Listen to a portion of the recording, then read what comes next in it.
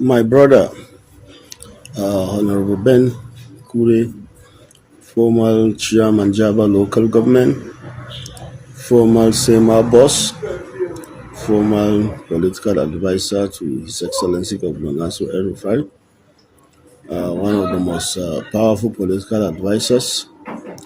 I say good morning. I saw your video and I didn't want to respond, but I think it is necessary to keep the record straight because I raised issues, but those issues were not being discussed. But first of all, let me ask you this question. Honorable, do you think you have the moral right to criticize for the former governor of Kaduna State? Because you serve under him as a chairman, you serve under him as the SEMA boss, you serve under him as the most powerful political advisor. You conducted an election under him where some people were suitable, some people were not suitable. Do you think you have the moral right to criticize him? I think people like John Dunfulani, Korilo Cabinet should be the people that can say something about Malam Nasir El-Rufai, but not you. I don't think so. You brought a lot of issues about Malam Nasir El-Rufai, but you were his political advisor. You were part of the system. What did you say? And if you are talking about him in that strength, you could have resigned your appointment. But I know you did not resign. But I know that you were sacked.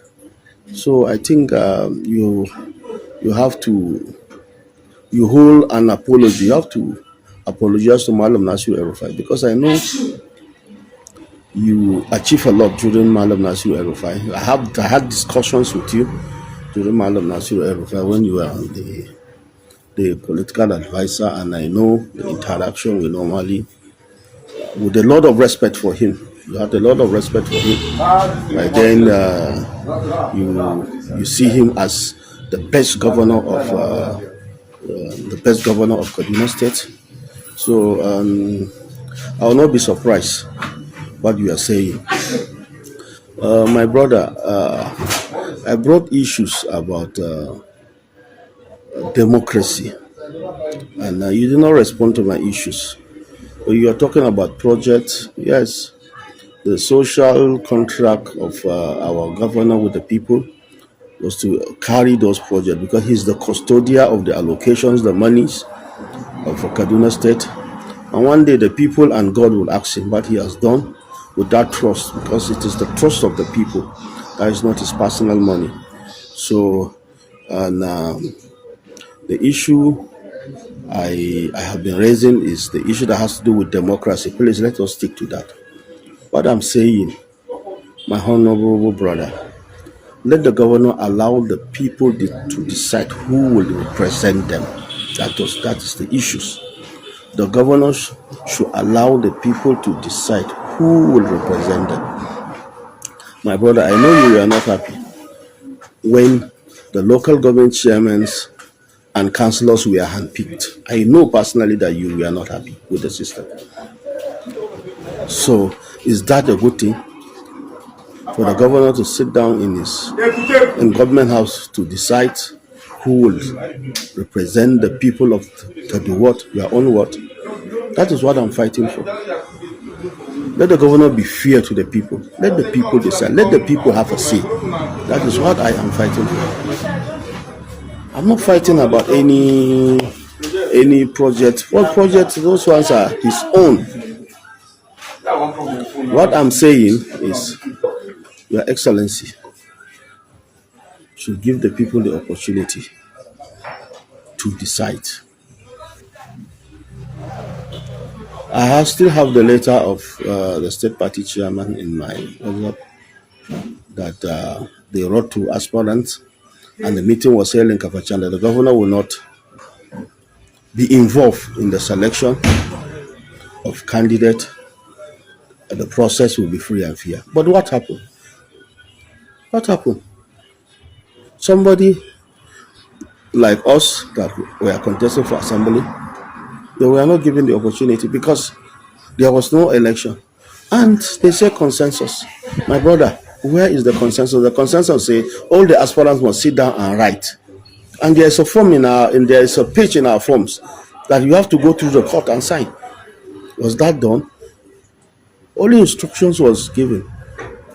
Step down. The governor said, "This is my candidate." How can a governor have candidate when there are party members? All of us are party members. All of us are his children. You now say this is the governor's candidate.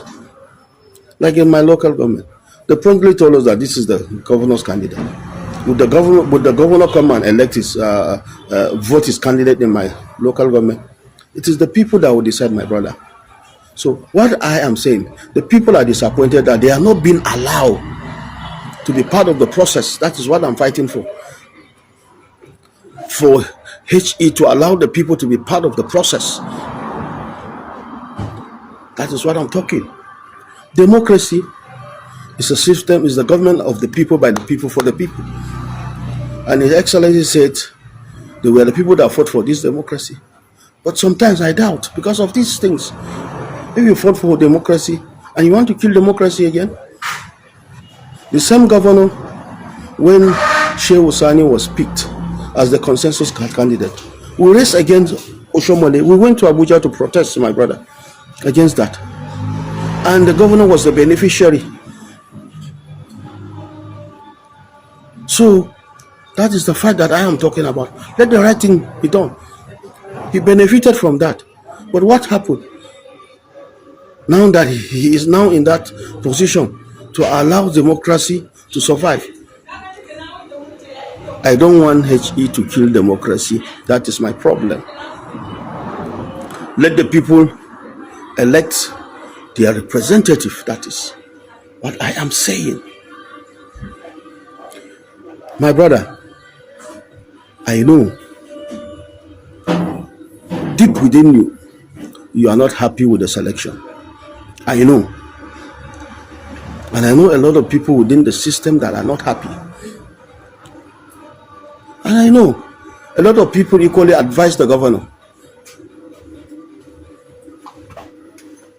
But his actions were final. And what happened? Because we know that it is God that is final. And most of us, honorable, that paid for this money, and some people borrow their money. I am a leader in our WhatsApp group, and I know the pains their supporters are going through. You went around the what? Some people went around the local government campaigning, and they have supporters, and their supporters were not allowed to partake in the process. That's what we are saying. The process was bad. Let HE respect the people. Let the people decide. So I'm not talking about all these projects, governor. Yeah, of course, when we're talking about the university, it's a great job. I have two brothers there. Their school fees now is affordable. We say thank you. We're talking about roads. We are talking about, of course, upgradation of medical. Of course, we say thank you. But what we are saying, and what I want you to talk with, let us discuss, is democracy. Because tomorrow you will be contesting, because you are at your comfort zone now. You think people are happy with the process? You think today, as you are talking now, when you are talking to the governor, you think that if there's an election today, that the governor is going to win? When people are hot? Please, let us not be praise singers. Let us not be praise singers.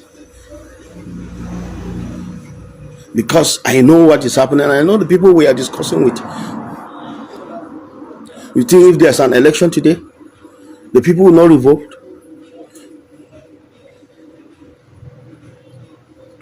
So, my brother, I beg you in the name of God, our interest in this matter is there will be elections again very soon, the local government elections. Let the people decide in your ward to do what. Let them decide who is going to be their councillor, and let them decide who is going to be their chairman. We don't want HE to decide for the people. Democracy is all about the people. Even military will not do what he is doing. I beg. That is our plea. I don't have anything personal with the governor of Kaduna State. But let the people decide. That is what we are saying. And I'm one of the voices of the people. I know the people that we are talking to in the rural area every day. And I know their interest is for them to be given an opportunity to vote their next councillor. If you can help me to plead with His Excellency, let him allow that process, not this imposition selection. You select the people you want. You see this one, you don't want them. Is that democracy?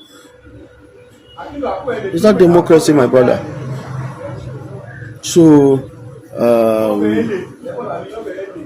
you spoke about my stakeholders. I respect them. I don't have a problem with them. The problem is democracy. Let the people of my ward decide who is going to be our next councillor. Not the governor to decide councillor, chairman, House of Assembly, House of Reps. And when he decides all those positions, don't you think, Honorable, that morally they must respect whatsoever he said? Because they cannot go against it. Because he gave them a favor. As I equally said, people talk that consensus that I was part of. I was never part of consensus. I was never part of consensus. I was only part of instruction. And that's why I pull out. So if we are going to discuss issues, please, let's discuss issues that has to do with democracy and election. Let the choice, let the people be respected. That is my issue. So that tomorrow, you will not be the one to decide who will be the councillor from Kaduna. Let the people decide in your do what. Please, my brother. I have never abused anybody. I have never disrespected the governor. You were talking that I am disrespecting the governor. Where did I disrespect the governor? If fighting for democracy is disrespect, so I take full responsibilities about that. But I know the oath of his office as the governor, one day he will give account to God in all these things that are happening, whether they are election or they are not elections.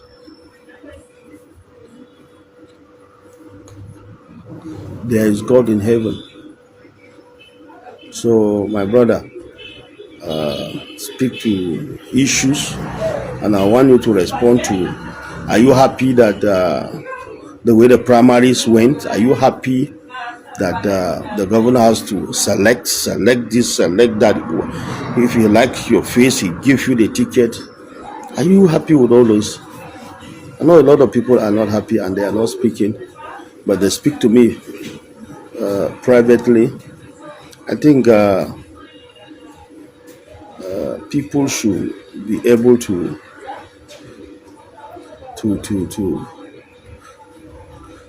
stand by what they believe. So, my brother, that's why I say let me make this clarification so that we can stick on what I am saying, so that democracy will be safe. Let us save democracy. Help us. Let us save democracy. Thank you so much. May God bless you.